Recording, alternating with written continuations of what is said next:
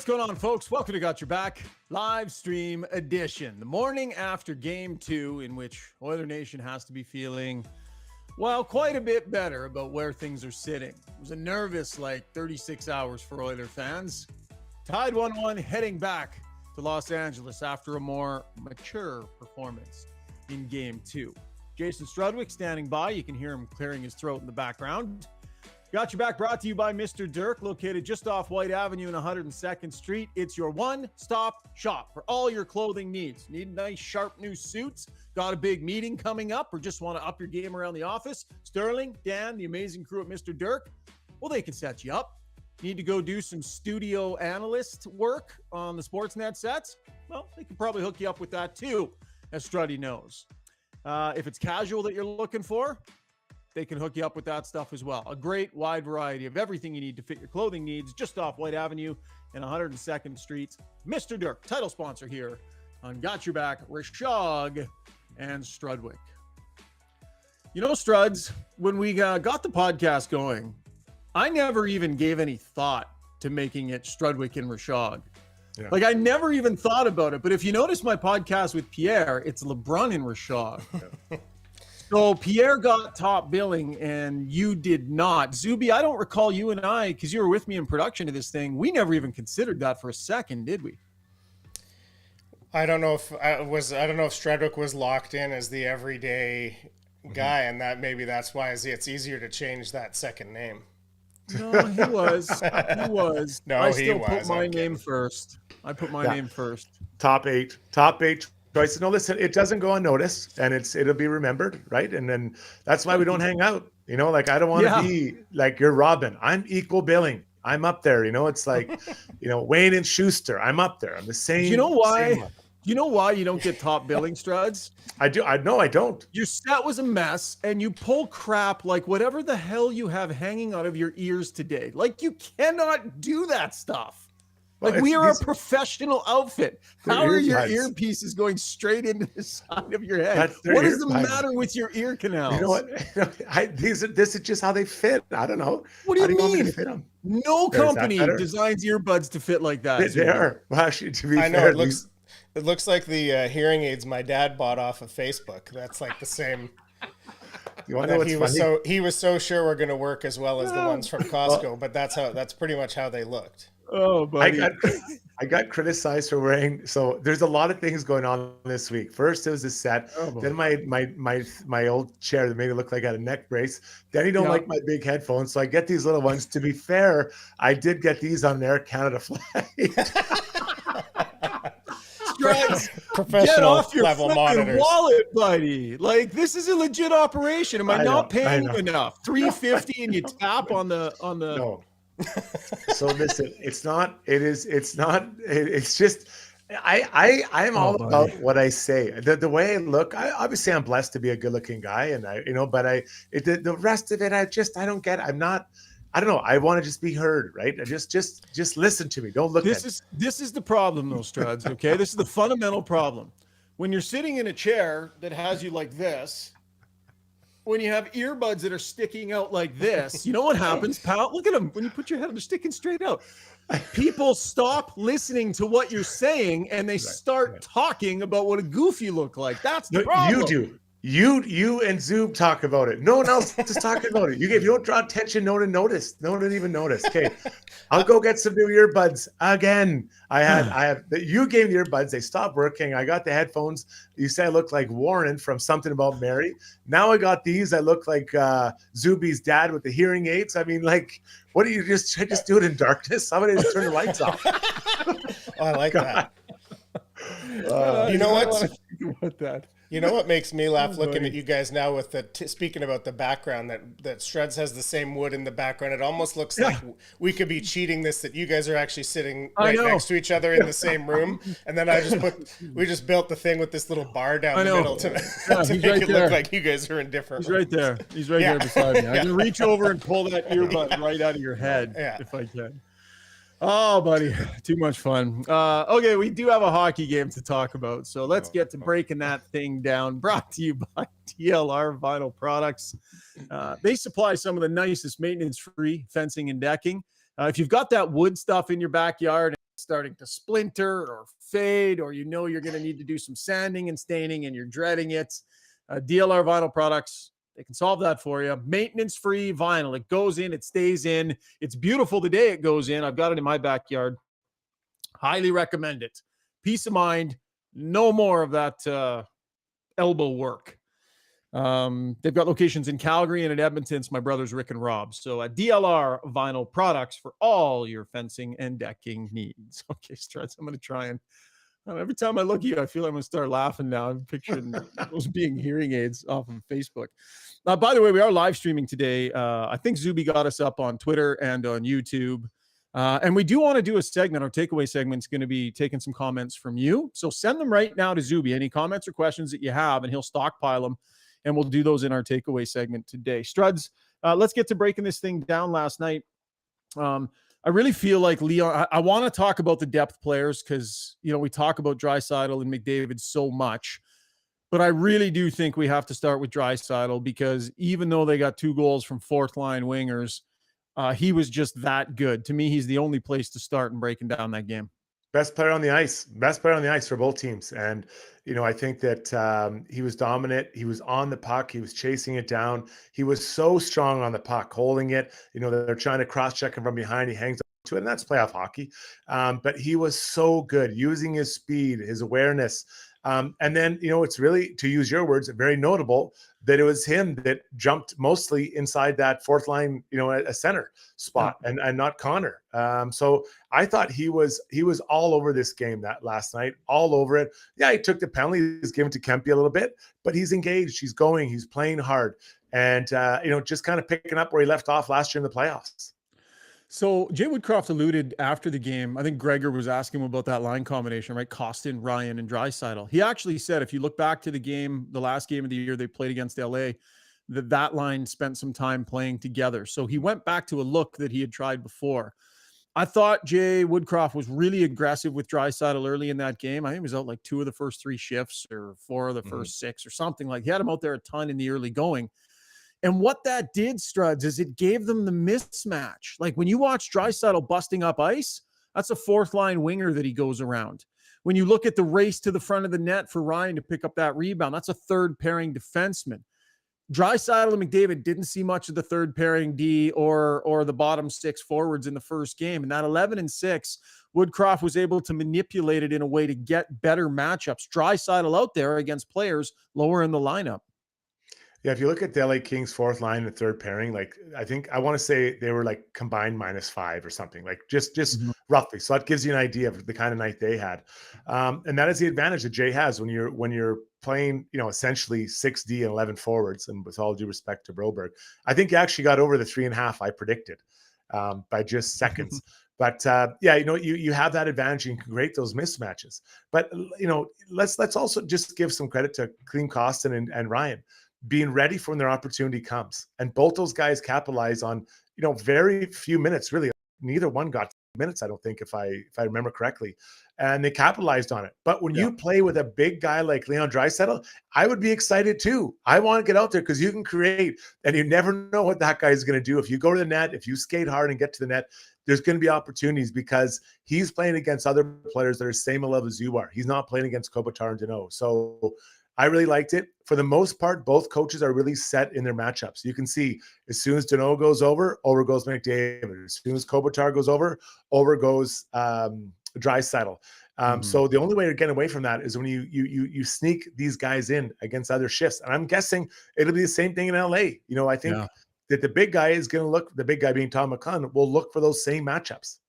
Yeah. And that's, I was just doing Dusty's show and he asked me about that too. Like, if you're Todd McClellan, are you looking to use home ice advantage to fundamentally change something that's going on in the matchup game? And I would say, I agree with what you just said, Struts. I'd say the answer to that is probably no.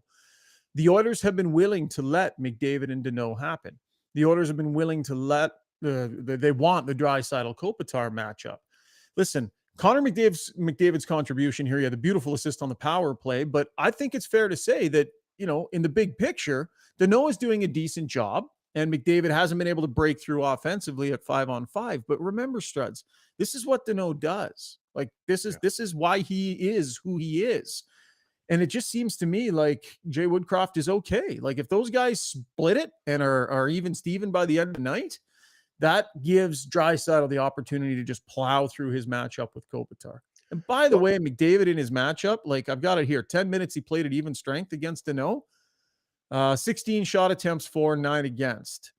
12 shots for, 2 shots against. It's not like Danault is running McDavid's show in any way, shape, or form. It's just been a bit of a soft offensively. And I think the Oilers are okay with that.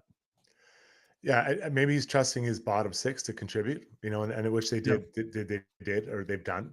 But for Connor McDavid, I would suggest, I understand what you're saying about those numbers, but offensively, I don't know how many good looks as a line that group has had. I'm thinking about 5-on-5. Nugent Hopkins. How many great looks have we seen Nugent Hopkins had? I think last night I'd probably, off the top of my head, said he'd have one really good look. I think Hyman.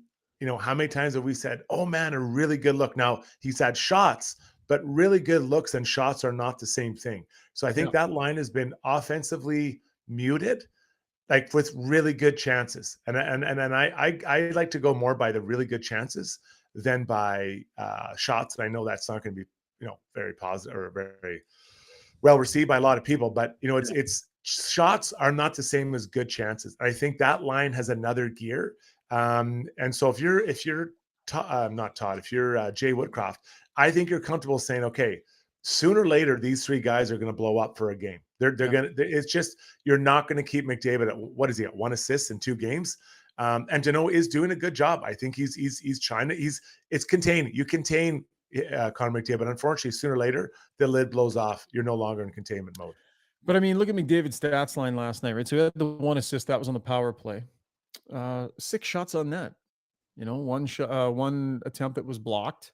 He threw 4 hits. He got decimated in the faceoff circle. That's the one thing we can say. He was 2 for 10. He was just 20%. Let me check Danault here. Yeah, he was 64%. So he definitely got the better of that matchup. How did Leon do last night?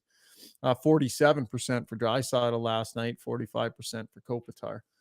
So I think Jay Woodcroft sensed the same thing that you were just talking about there, Struds, about how that line did seem a little bit disjointed. They did seem a little bit out of whack. And so, we'll talk about them letting the Kings back in the game, but we'll stick here with the combinations. I thought Jay Woodcroft showed good touch last night because when the third period started, all it was subtle change. He flipped 2 wingers. He flipped Nugent Hopkins and Kane, and just gave it a little bit of a different look, a little bit of a different feel. And I'm not sure what that had to do with them snapping back into their game that they had for the first 35 minutes, but a tiny little touch there that I thought worked. Yeah, I think it did. And he has top 6 where he can move it around. And basically everyone has played with everyone in that top 6 before, right? It's not like this is something new. You're like, oh my God, this guy's never played with him. So I think he has the flexibility to change it up. And again, I'm not sitting here saying that McDavid's line with Nuge and Hyman's been bad. I just don't think that they've got the looks they wanted. So I wouldn't be surprised if they start next game with that slight change. But also, I think we have to mention the contribution that Bukestad's put on. I think Bukestad, a beast in the face-off dots last night. I thought he did a good job. Good job penalty killing. Yeah, I think that he's providing a lot of confidence to the coach to say, we can put these guys out really anytime because he's going to hopefully win more often than not win the face-off against his matchup, and he's providing us good minutes. So in a 7-game series, not everyone's going to be buzzing every single game, or it's difficult to do that. But you need everyone kind of contributing and pushing at different times.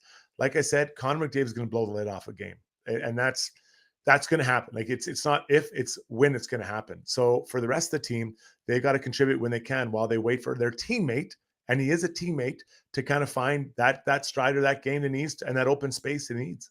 Yeah, for sure. Like I said before, we are going to take your comments and questions in our takeaways segment. So send those, but we're going to get to one here in the Weiss Johnson Twitter mentions. And remember, with 45 years in the business, should you need a new furnace, garage heater, air conditioner, or hot water tank, or any of those things serviced, Weiss Johnson is the place to go. They're Edmonton's #1 choice for heating, air conditioning, and plumbing services. If you have a business and you need those things serviced, you can set up a contract with them. They'll take care of all of it for you. So give them a call, 463-3096. Play the jingle, Zuby. Weiss Johnson, whoa.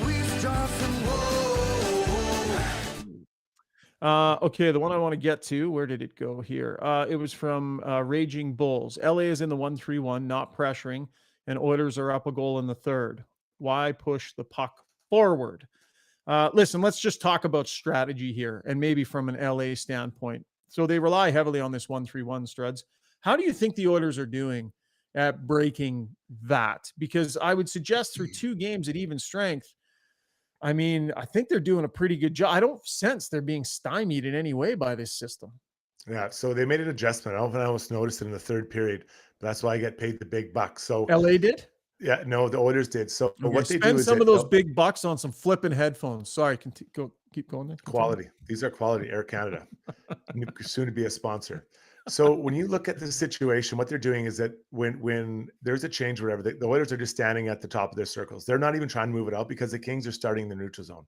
And Right. what they're doing is that left defenseman skating a little bit up the ice, forcing that first number 1 guy to come at the Oilers. They pass it to the right D, then the right D skates all the way and he dumps it in. And so they're, and with 2 guys going hard down the left side, so the Oilers are creating a battle on the far side.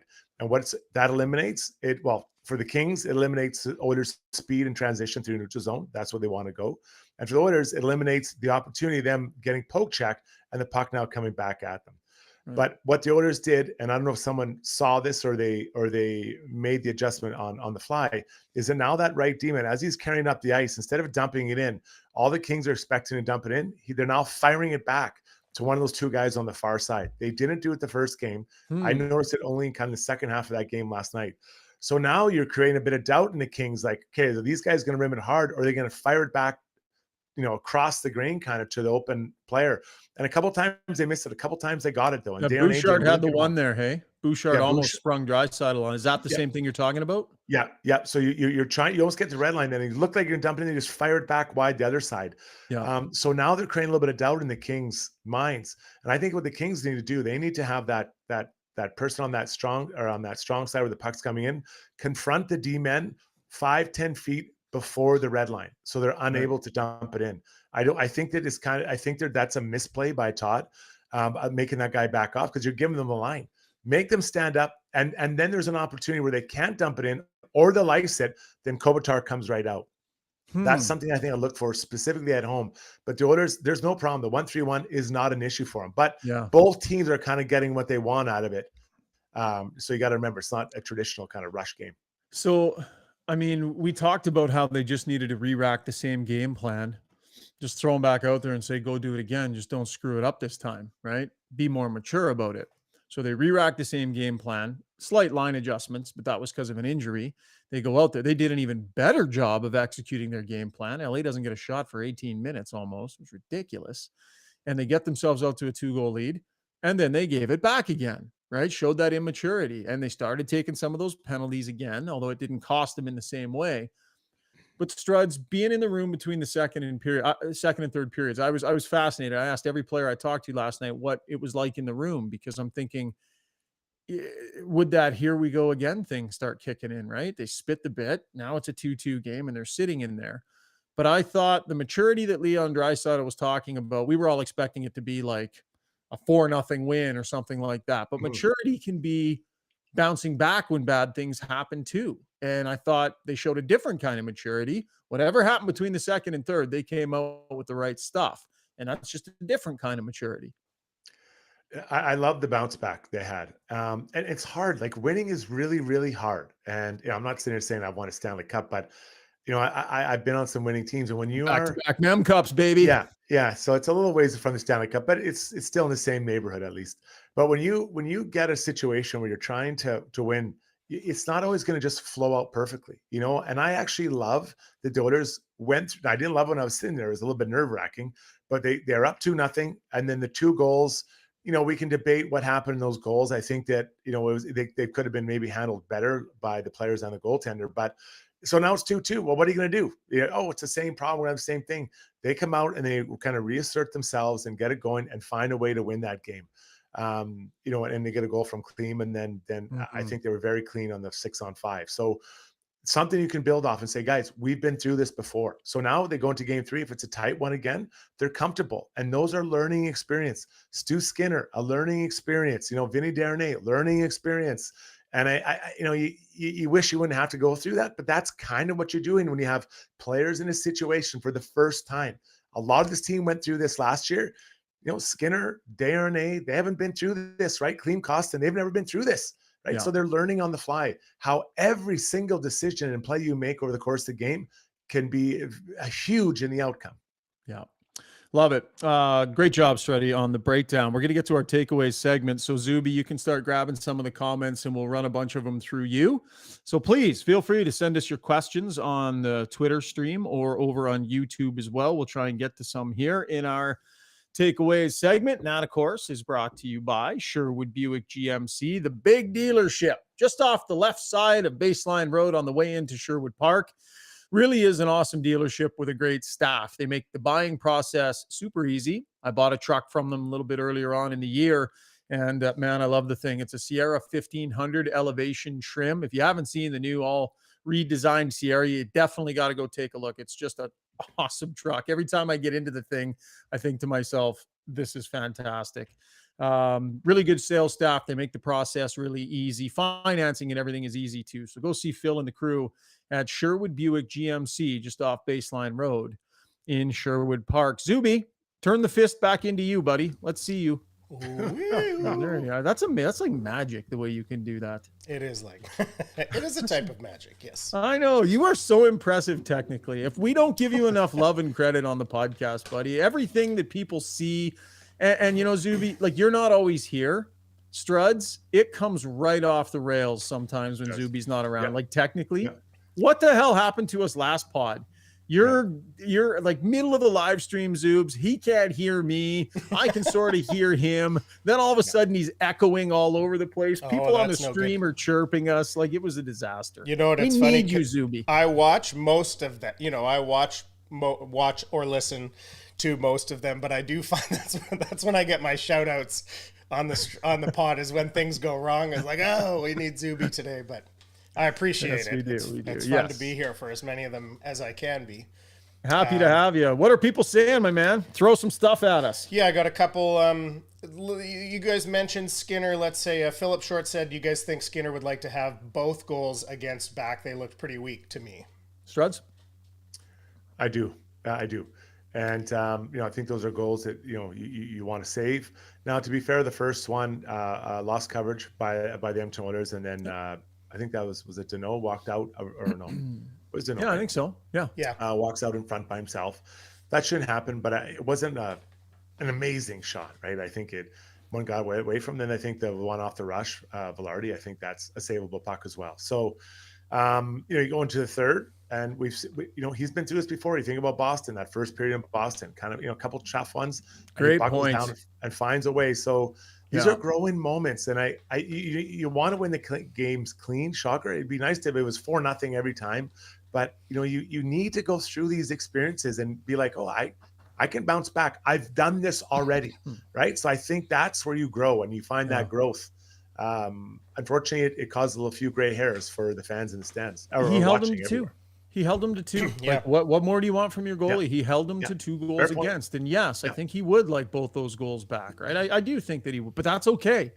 Because when you buckle down and hold them to 2, you've done your job that night. Like, lots of players had off moments last night. You want to talk like Evander Kane, buddy? He had a sequence.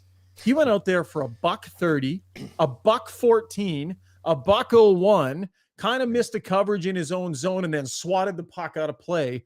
And at an absolutely critical point in time. Like, it was a brutal sequence from Evander Kane. Like, good players have moments in games that aren't ideal. So I think Skinner, he would want those back, but he got the job done. And I love what you brought up there about his game against the Boston Bruins, Zoobs.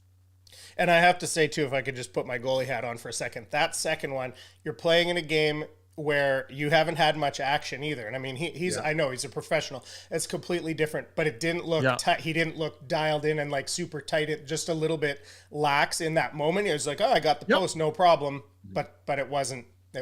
Yeah, we were watching all the way it down and we were watching it over and over in the press box, trying to figure out, like, could he have stuck with that in a bit of a different way or something like that? What else is on the stream there, Zoobs? Okay, couple of questions about Yamo. Jason Peterson says Yamo's been the invisible man for me so far this series, and I also wanted just to shout out Sasha from Thailand, also checking out the stream. I guess it's probably early or late over there, and they asked about Yamo as well. So I said I'd throw that out to you guys. What do you guys think of his performance so far in the series? So Greg's and I were sitting next to each other last night at the game, Struds, and we were chatting about Yamo. This is what I'd say.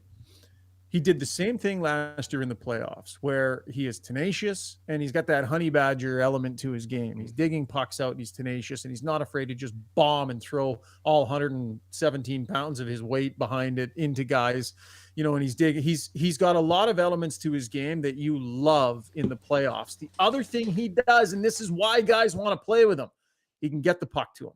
When he goes and turns pucks over, he's got enough hockey sense to make plays. So I think Yamamoto is bringing those intangibles that make him an often requested line mate.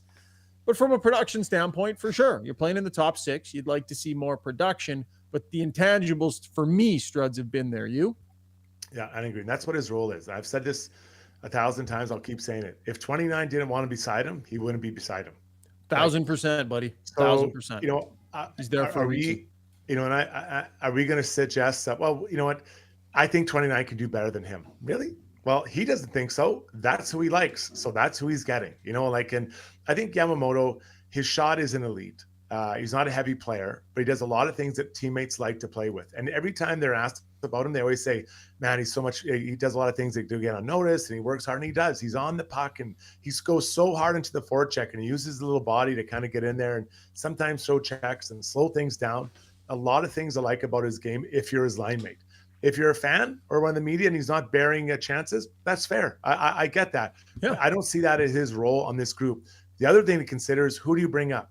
I like Fogle where he's at. I like where he's at because I think he brings value to that line. And that's a big, fast line when he's on that line. So are you going to put Yamamoto down there and change it up, especially with Janmark out? I'm not sure I'm so quick to make that move. I think there's some balance in the lines right now. 5-on-5, I don't see their hockey being a big issue for the Edmonton Oilers. Yeah, I agree completely. What else you got, Zoobs? Dust Frost is asking, he's asked a number of times a few things about Darnell Nurse. He says, do you feel like Nurse took a step back intensity-wise? Looked like he was content just going with the flow. And he adds also, is Nurse playing content with less minutes instead of stepping up, energizing, and making a big impact? Struds, you're the D-man. When I look at all the minutes played, even like Connor and Leon aren't playing at 25, 26 minutes, right? I think they're trying to spread it out a little bit more. So, he played 26 minutes last night. He played 26 minutes. Nurse did last night. 5 more minutes in Ekholm. I think those two guys, between the two of them, they had to be between 45 and 50 minutes. Yeah, Ekholm and Nurse together.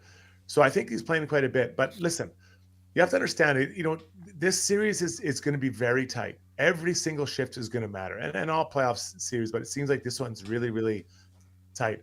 I think Darnell's moving the puck well. I think he's making smart plays. He's defending hard. I don't think he's running around trying to plow guys because I don't think he wants to get penalties. Now, the Oilers' penalty kill was great last night. Absolutely great, I thought. Excellent. But you got to be really careful about taking those bad penalties. And you referenced the Kane penalty where he swatted the puck out of there. There's no reason to make that play. There is zero reason to make that play. And those are the guys like, oh, man, they're going to get burned on this one. But luckily they didn't.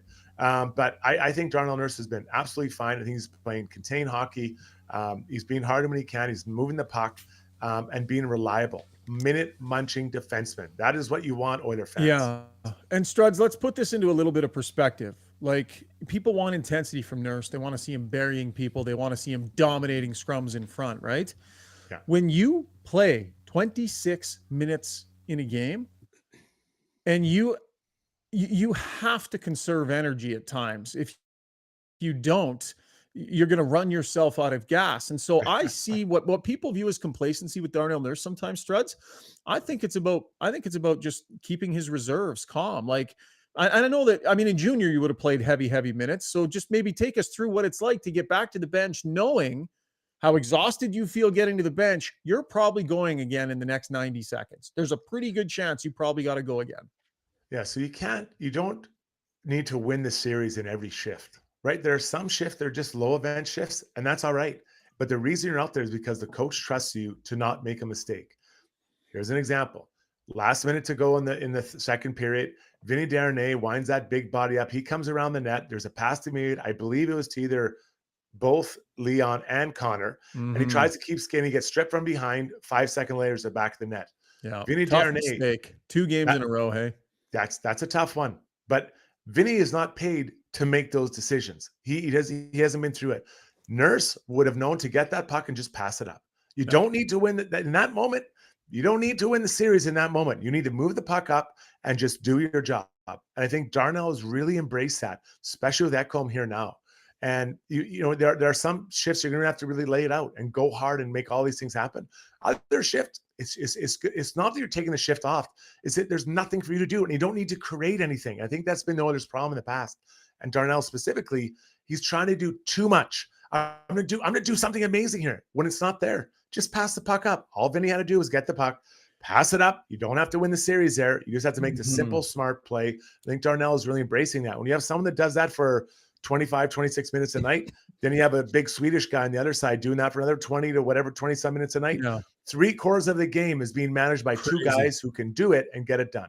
Unreal, the look of having the two of those guys, one coming over the boards right after the other. And I guess what I'm saying is, Oiler fan, if you're watching the game and you're feeling like there's a lack of intensity from Nurse, you know, whether it's, you know, didn't throw the huge hit that was there for him, or after the whistle didn't get aggressive in the scrum or whatever, that player is playing to preserve energy at times. I think he absolutely has to. Zuby, 2 more, buddy. And then I got a car coming to pick me up and head to the airport. Okay, sounds good. Everyone wants, this is the D-man. Everyone wants to know Strud's opinion on stuff with the D-man. That's the way everything is trending here today. So I'm going to keep going with that. Someone's name, this is not a plug, Straight Off the Pipe podcast, interested in Strud's thoughts on Broberg and his Vinny's foot speed being exposed a little bit. You guys kind of touched on this, and obviously Broberg only a few minutes in the series thus far, but what do you think about, are their foot speed being exposed, or Vinny specifically? For Vinny Danault, I think he has to understand that he's best when the puck is off his stick, and that is not I'm not being mean, but in that, specifically to that goal, he had an opportunity to pass the puck up. I honestly think it was both the big guys. You feed them the puck, right? You just pass it up. That's just your job. So I don't know if that's foot speed. That's just pass it up. Yeah, and I love that he got it going. He was skating around hard. I thought he played a good game. I thought he had some good moments in the D zone. He was being hard. You could see the ref was talking to him a lot about maybe how to use his hands and stuff. But I thought Vinny was fine. He's not a super fast skater, but when he's so big, he takes up so much space. When he uses that to his advantage, he's good. For Broberg, he played 4.5 minutes. I called it over under would be 3.5. So I was off. But he was +2. Yeah. So you'll take that all day long if you're Broberg, man. Yeah. 4.5 minutes and +2. So he basically played in the first period. Then he played, I believe, the last shift of the game. That's kind of what I remember. There may have been one other one squeezed in there. But for Broberg, I'm in love with the idea of what he can become, because he's long, he takes up space, he skates really, really well, but he is the 7th defenseman. So he is not going to get minutes. Like I said it before the game, they could dress 7 for the rest of the playoffs. You add up all his ice time, it'll be 4 or 5 minutes a night, because he's not the 6th defenseman. Unless there's an injury, that's the way it is. He does not bring what Vinny does. Doesn't mean Vinny's better.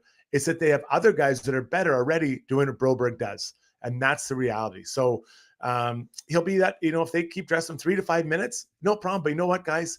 He's learning and developing what it's like and seeing what it's all about. So this is a good thing for those. If they can win and have Broberg playing just a few minutes, and there'll be some games that are runaways one way or the other, he'll get more minutes.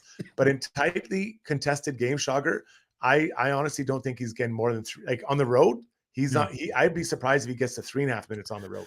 And listen, had he started the year here like a lot of people thought he would, and had developed some early season confidence and gotten into a rhythm and gotten into a groove, there was room for Philip Broberg to play a significant role minutes-wise on this team this year, start to finish, and maybe hit the playoffs a little bit more confident than he currently is. It's just the way the year went for him. He didn't get to where some thought he might be able to get to. Like I think about Noah Dobson with the Islanders there, kind of in his first year where he got to the playoffs. So he had a great year. So Broberg's not quite there in his development, but he's getting to see it. He's getting to feel it. He's getting himself out there. It's going to benefit him heading into next year. And I think Darnay, it's good. He's, some tough mistakes and some early lessons here. I think he's playing really well for who he is and what he is. And there's going to be some mistakes with him, but I think it's good he's getting some of these out of the way in the early going here. Last one, Zuby. Okay, here's a good one to wrap it up. Seeking Sad Guru has some stats for us that I believe to be accurate. I don't just go quoting other people's stats, but Oilers have led for 107 minutes and 8 seconds, tied for 22-11, never trailed, yet the series is tied. Crazy, but that's hockey. Maybe just an overall thought sort of about the team as we transition to these 2 games in LA and how they're looking. Yeah. Well, the Oilers are playing really well at even strength. And the Kings are really plucky and don't go away, Struds. I think that's what it's about, right? The Oilers have the formula. They know it. They know what the formula is to beat this team. It is strictly a matter of going out and doing it. And when they do, they beat the team. They're better than LA when they're doing what they know they need to do. But LA doesn't go away. And they've come back in back-to-back games here and made it interesting. So the Oilers have the formula, but the Kings are plucky. They are. They're well coached. And they're competitive and they're very good defensively. So I expect it to be these games 3 and 4 are going to be very, very hard. But the Oilers, like you said, they know how they have to play and you almost have to beat them by the same way they're trying to beat you. Just be perfect defensively, move the puck up and wait for the other team to make a mistake. Still a couple power plays. I think the Oilers gifted, they don't, a couple of those penalties you don't need to take. Cut those out because they get energy out of that. And that's where they get a lot of their energy offensively. But you're right. The Oilers could be up 2-0, but what's scary is they could be down 2-0 as well. So 1-1, but internal growth. And I keep talking about it, and I know people don't want to hear it, but you continue to grow as an individual, as in a team, and understanding what it's going to be like. And a series kind of takes on a feeling. And this feeling I'm getting from this series is tight, close games. Roll that beautiful piano music there, Zuby. That's going to wrap up the stream today. I'm going to catch a plane, and I will be in Los Angeles. What's our plan the next couple of games, guys? I think we're going to try and do a post-game live stream after Game 3 Friday night. Is that kind of our plan? Good to go. Good to go. And then maybe we'll try and do the same thing on Sunday. So I don't know how you guys feel about it, but I love doing these live streams where we can actually get some interaction with folks. Struddy, like this last segment, doing this takeaways like this, getting everybody's questions. Zuby, you did a great job weeding through them and picking out the good stuff. But Struds, this was really cool, man. We should do it this way again. I love it. I love the criticism about my chair, my chairs of clothes, my earpods. It's just a great way to start the morning. But luckily, I have thick skin, so sensitive, and I'm very attractive. Real positive way to start. You want people to think that you're thick-skinned, but we've hurt you, and I'm sorry, Struds. Some positive reinforcement. No, I thought you had some excellent analysis today. I thought your stuff on the D was next level awesome, and I actually mean that. Zuby, like that's next level. You don't get that anywhere else. What's fabulous, and that's why people are coming here and asking all these questions, because they know it's. There was even other comments I won't get into disparaging another broadcaster and saying you should have their spot, and that's why that insight and that experience is awesome. Yeah, Zuby, you did Rob Brown. I should take over Rob Brown's spot. Oh, really? Look at that. Well, maybe Rob Brown should go over yours. Oh, geez. I'm going to buy headphones right now. I'm going to buy some. I'm on my way. All right. Great job today, guys. Had an absolute blast doing this. Enjoy the rest of your day. Thank you so much for joining us here on the podcast and on the live stream. Thanks for your downloads and your subscriptions. We really, truly do appreciate it. This ride has been tons of fun, and we look forward to continuing it for however long this playoff run goes. Big thanks to our sponsors, Mr. Dirk, our title sponsor, DLR Vinyl, Sherwood Buick GMC, and of course, Weiss Johnson. Have a great finish to your day, and we'll talk to you from Los Angeles. Cheers.